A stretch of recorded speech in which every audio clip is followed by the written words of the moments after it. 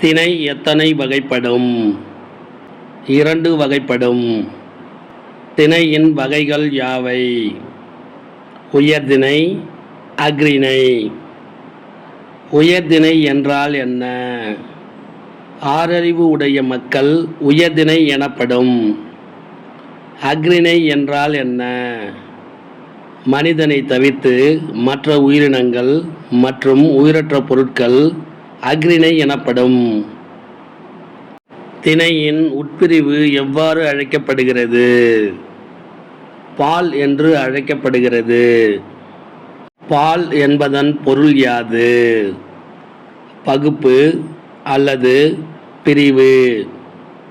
பால் எத்தனை வகைப்படும்? 5 வகைப்படும். பால் வகைகள் யாவை? ஆண்பால், பெண்பால், பலர்பால், ஒன்றன்பால், பலவின்பால். உயர்திணையின் பிரிவுகள் யாவை? ஆண்பால், பெண்பால், பலர்பால். அஃறிணையின் பிரிவுகள் யாவை? ஒன்றன்பால், பலவின்பால். வீரன், அண்ணன், மருதன் என்பவை எவ்வகைப்பால்? ஆண்பால். மகள், அரசி, தலைவி என்பவை எவ்வகைப்பால்? பெண்பால். மக்கள், பெண்கள், ஆடவர் என்பவை எவ்வகைப்பால்? பலர்பால். அஃறிணையில் ஒன்றனை குறிப்பது எவ்வாறு அழைக்கப்படுகிறது? ஒன்றன்பால். அஃறிணையில் பலவற்றை குறிப்பது எவ்வாறு அழைக்கப்படுகிறது? பலவின்பால். யானை, புறா, மலை என்பவை எவ்வகைப்பால்? ஒன்றன்பால். பசுக்கள், மலைகள் என்பவை எவ்வகைப்பால்? பலவின்பால். இடங்கள் எத்தனை வகைப்படும்? 3 வகைப்படும். மூவிடங்கள் யாவை? தன்மை, முன்னிலை, படர்க்கை. நான், யான், நாம், யாம் என்பவை எவ்வகைப் பெயர்கள்? தன்மை பெயர்கள். வந்தேன், வந்தோம் என்பவை எவ்வகை வினைகள்? தன்மை வினைகள். நீ, நீர், நீவீர், நீங்கள் என்பவை எவ்வகைப் பெயர்கள்?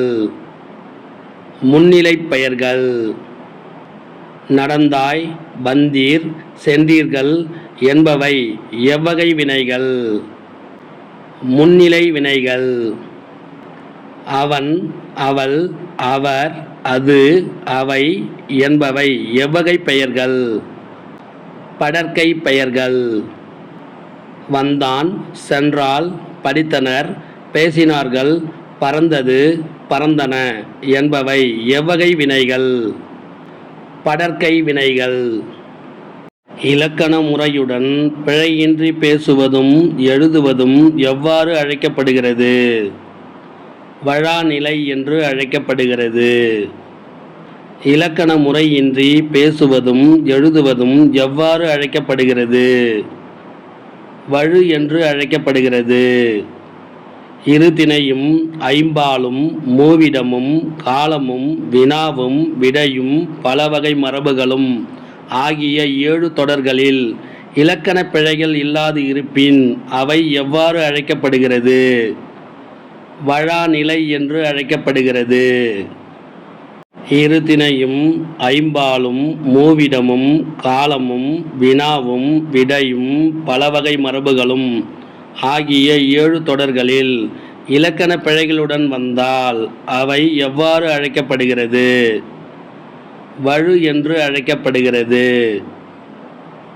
வழாநிலை எத்தனை வகைப்படும்? வழாநிலை 7 வகைப்படும். வழாநிலையின் வகைகள் யாவை? திணை வழாநிலை, பால் வழாநிலை, இடம் வழாநிலை, காலம் வழாநிலை, வினா வழாநிலை, விடை வழாநிலை, மரபு வழாநிலை. செழியன் வந்தான் என்பது எவ்வகை வழாநிலை? திணை வழாநிலை. கண்ணகி உண்டாள் என்பது எவ்வகை வழாநிலை? பால் வழாநிலை. நீ வந்தாய் என்பது எவ்வகை வழாநிலை? இடம் வழாநிலை. நேற்று வந்தான் என்பது எவ்வகை வழாநிலை?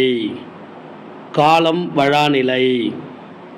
இரு விரல்களை காட்டி எது சிறியது எது பெரியது என்று கேட்டல் என்பது எவ்வகை வழாநிலை?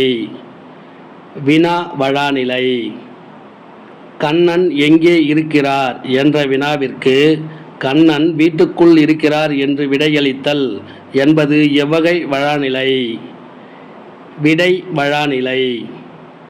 தென்னை மரங்கள் உள்ள பகுதியை தென்னந்தோப்பு என்று கூறுதல் என்பது எவ்வகை வழாநிலை? மரபு வழாநிலை. வழு எத்தனை வகைப்படும்? 7 வகைப்படும். வழுவின் வகைகள் யாவை? திணை வழுநிலை, பால் வழுநிலை, இடம் வழுநிலை, கால வழுநிலை, வினா வழுநிலை, விடை வழுநிலை, மரபு வழுநிலை. செழியன் வந்தது என்பது எவ்வகை வழு? திணை வழு. கண்ணகி உண்டான் என்பது எவ்வகை வழு? பால் வழு. நீ வந்தேன் என்பது எவ்வகை வழு? இடம் வழு. நேற்று வருவான் என்பது எவ்வகை வழு? காலம் வழு. ஒரு விரலை காட்டி சிறியதோ பெரியதோ என்று கேட்டல் என்பது எவ்வகை வழு? வினா வழு.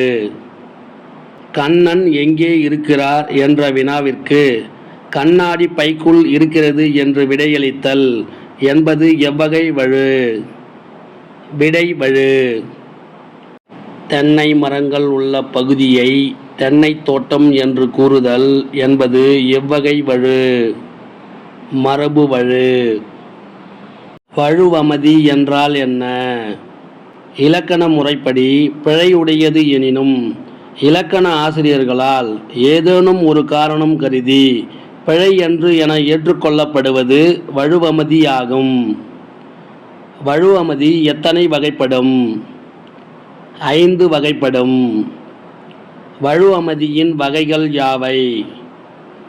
திணை வழுவமதி, பால் வழுவமதி, இட வழுவமதி, கால வழுவமதி, மரபு வழுவமதி. என் அம்மை வந்தாள் என்று மாட்டை பார்த்து கூறுவது என்பது எவ்வகை வழுவமதி? திணை வழுவமதி. இங்கு ஓப்பின் காரணமாக அஃறிணை உயர்திணையாக கொள்ளப்பட்டது. வாடா ராசா, வாடா கண்ணா என்று தன் மகளை பார்த்து தாய் அழைப்பது என்பது எவ்வகை வழுவமதி? பால் வழுவமதி. இங்கு ஓப்பின் காரணமாக பெண்பால் ஆண்பாலாக கொள்ளப்பட்டது. மாறன் என்பான் தன்னை பற்றி பிறரிடம் கூறும்போது இந்த மாறன் ஒரு நாளும் பொய் கூற மாட்டான் என தன்மையினை படர்க்கை இடத்தில் கூறுவது என்பது எவ்வகை வழுவமதி? இட வழுவமதி. குடியரசுத் தலைவர் நாளை தமிழகம் வருகிறார் என்பது எவ்வகை வழுவமதி? கால வழுவமதி. இத்தொடர் குடியரசுத் தலைவர் நாளை வருவார் என அமைதல் வேண்டும். அவ்வாறு அமையவில்லை என்றாலும் நாம் பிழையாக கருதுவதில்லை. ஏனெனில் அவரது வருகையின் உறுதித்தன்மையை நோக்கி கால வழுவமதியாக ஏற்றுக்கொள்கிறோம். கத்தும் குயிலோசை சற்றே வந்து காதில் படவேணும் என்ற பாரதியார் பாடலில் இடம்பெற்றுள்ள வழுவமதி எது? மரபு வழுவமதி. குயில் கூவும் என்பதே மரபு, குயில் கத்தும் என்பது மரபு வழு ஆகும். இங்கு கவிதையில் இடம்பெற்றிருப்பதால் இது மரபு வழுவமதியாக ஏற்றுக்கொள்ளப்படுகிறது. இந்த வினாவிடை உங்களுக்கு பிடிச்சிருந்தா சின்னதாக ஒரு லைக் பண்ண மறக்காதீங்க. தேங்க்யூ.